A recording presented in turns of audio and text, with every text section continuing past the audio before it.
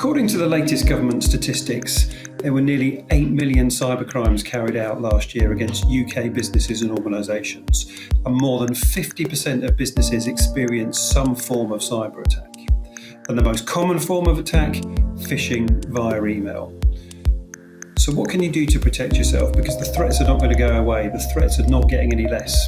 Well, the first thing that you could do is to put cyber insurance in place to make sure that you're protected if you do have a breach.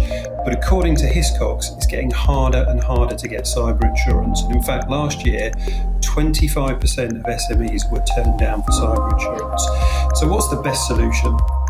The best solution is to make sure that you've got a modern, robust, reliable IT infrastructure with all the right cybersecurity controls around it. Now, the good news is that there's a number of things that you can do that are simple and straightforward to make sure that you're protected and that your infrastructure is much more reliable.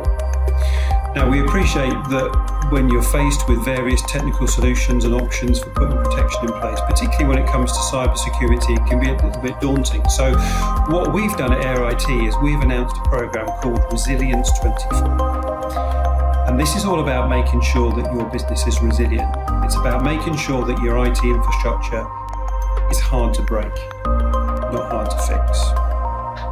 Resilience 24 looks at 8 key areas of IT infrastructure and advises you on whether you are in a good place, in a strong place, whether you're well prepared and protected in that area, or whether you need to do something to address it, or in fact, whether or not actually you have got good controls in place.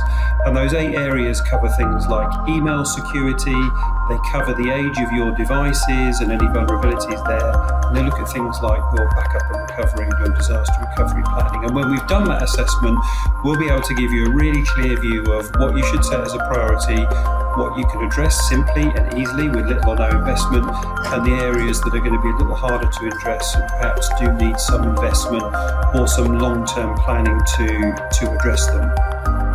And the reason that we're doing this is because we want to make sure that all of our customers have a robust, reliable, resilient infrastructure that means that you can stand up to the challenges that face us in 2024 and have a solid foundation for growth.